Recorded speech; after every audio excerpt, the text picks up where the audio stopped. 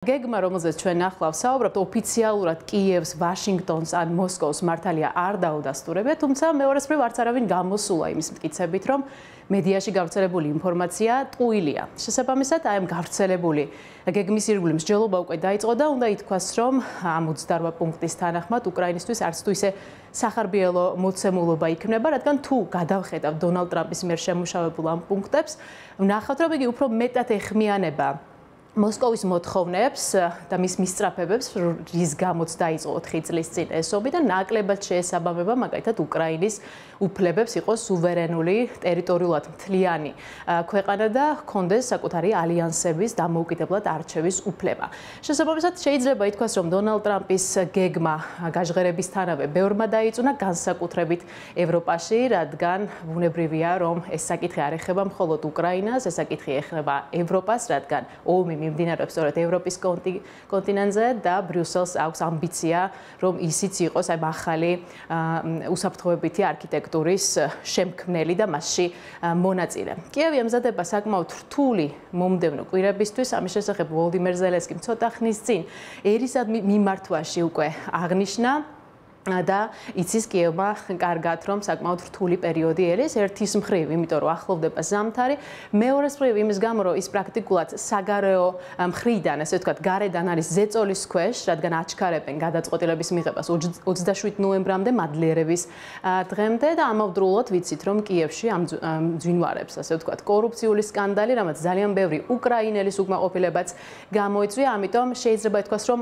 ამჟამად კიევისთვის სახარბიელო ვითარება ნამდვილად არ არის, თუმცა ერთი რაც შეიძლება ითქვას არის ის, რომ ევროპა მას დახმარებას სპირდება და მათ შორის აი ამ გეგმის ირგვლივაც სურს, რომ იყოს ჩართული მოლაპარაკებებში. უშუალოდ რაც შეეხება გეგმას, 28 პუნქტს უფრო დეტალურად ჩვენი რეპორტაჟიდან შეიტყობთ.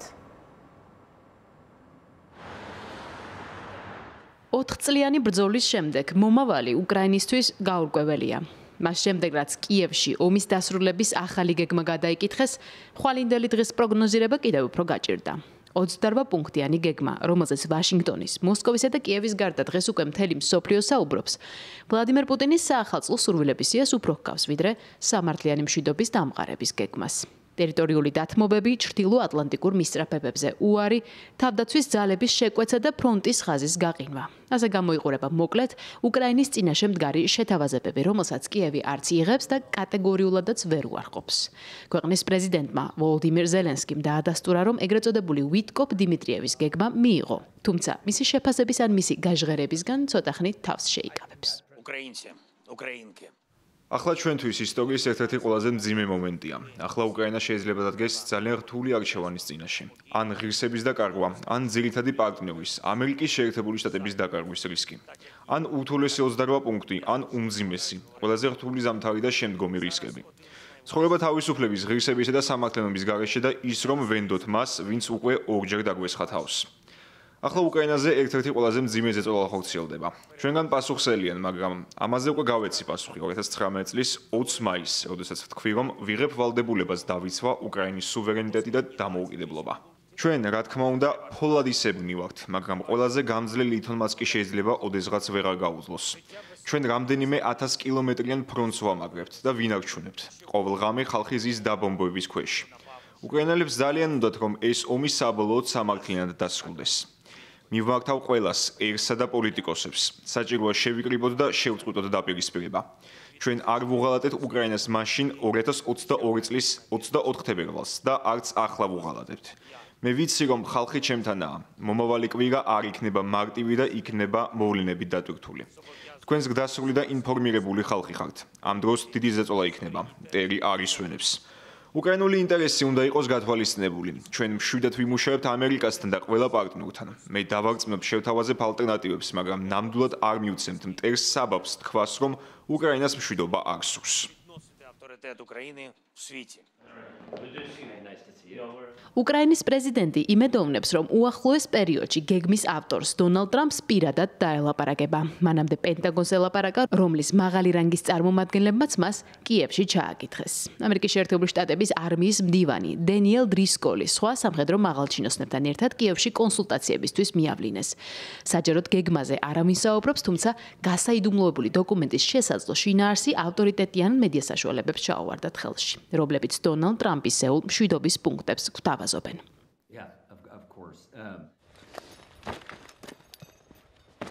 შესაძლო გეგმის მიხედვით დონბასის რეგიონისა და ყირიმის დე-ფაქტო რუსულ რეგიონებად აღიარებაა განსაზღვრული. მასში შემოთავაზებულია ხერსონსა და ზაპოროჟიაში კონფლიქტის ხაზის გაყინვა.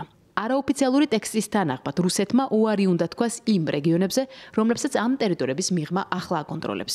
უკრაინამ კი უნდა დატოვოს დონეცკის ოლქი.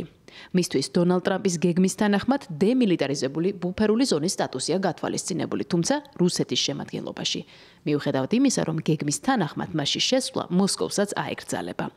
მასშტაბური ტერიტორიული დათმობების შესაძლებლობებზე კიევის პირველი პასუხი გაეროს ტრიბუნებიდან გაისმა. ის უცვლელია, ჩვენი მიწა არ იყიდება. უკრაინამ ოფიციალურად მიიღო ამერიკული მხარისგან გეგმის პროექტი.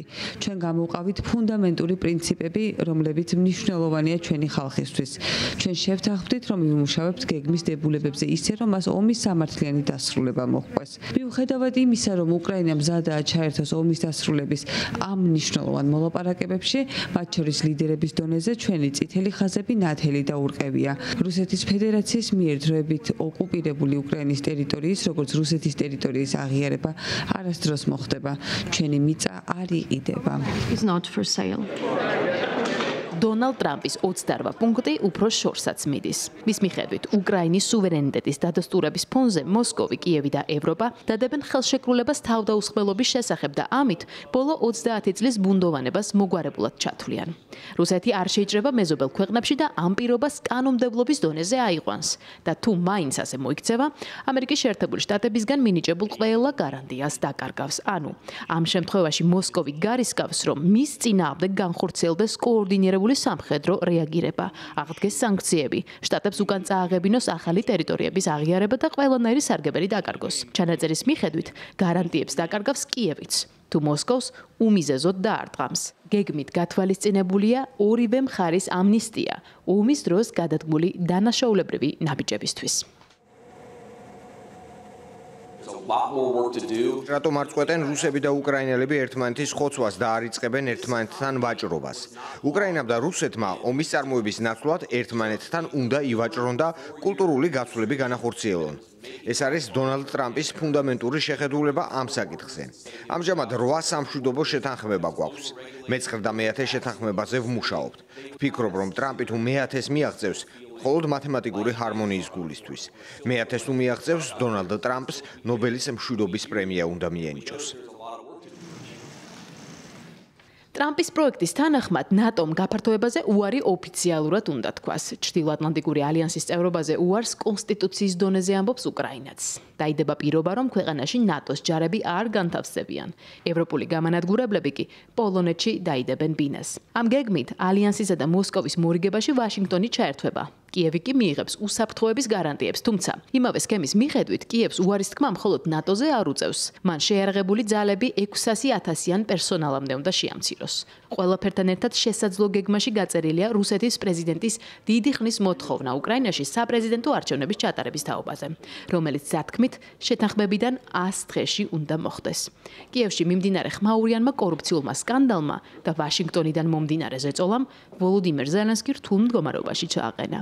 რითიც მისმა მთავარმა მოწინააღმდეგემ მალევე ისარგებლა. ვლადიმერ პუტინი სხვების კორუფციაზე ალაპარაკდა.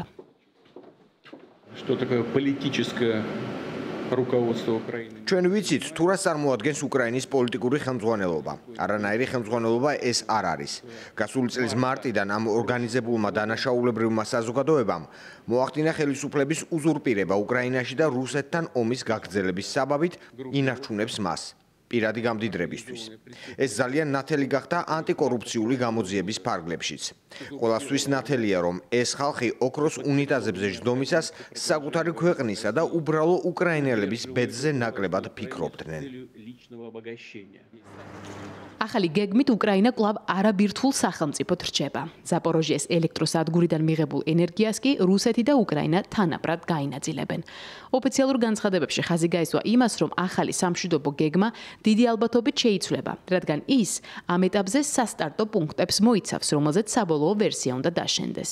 ცნობილია ისიც, თუ ვინ და რა პირობებში ამუშავებდა ამბიციურ გეგმას.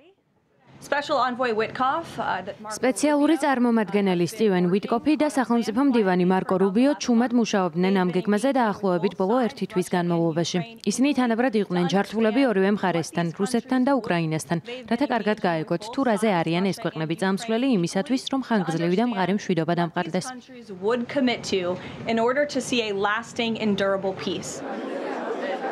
ამერიკის შეერთებული შტატების პრეზიდენტის მიერ წარმოდგენილი შესაძლო გეგმა უკრაინის ევროკავშირის წევრობას ითვალისწინებს, თუმცა მასში არაფერი ითქვა იმაზე, თუ რა როლი უნდა ჰქონდეს ევროპას საკუთარი კონტინენტის უსაფრთხოებითი არქიტექტურის ფორმირებაზე. ბრიუსელი გეგმის ირგვლივ საქმის კურსში არ ჩაუყენებიათ. სხვადასხვა მედია საშუალებები წერენ, რომ ევროპელები შესაძლოა სხვა ალტერნატიულ გეგმაზე მუშაობდნენ, რომელიც უკრაინისთვის უფრო სამართლიან პირობებს ითვალისწინებს. BBC წერს, რომ ამერიკის შეერთებული შტატების პრეზიდენტის ახალი სამშვიდობო გეგმის ირგვლივ ევროპელმა ლიდერებმა საგანგებო მოლაპარაკებები უკვე დაიწყეს. ამ გეგმის ირგვლივ ევროკავშირთან ოფიციალურად კომუნიკაცია არ განხორციელებულა. შესაბამისად, ვერ ვხედავ აზრს ამ საკითხზე კომენტარი გავაკეთო. მხოლოდ იმის თქმა შემიძლია, რომ ევროკავშირი სრულად ერთგული რჩება უკრაინის უყევი მხარდაჭერის მიმართ, გაეროს ქარტიის შესაბამისად.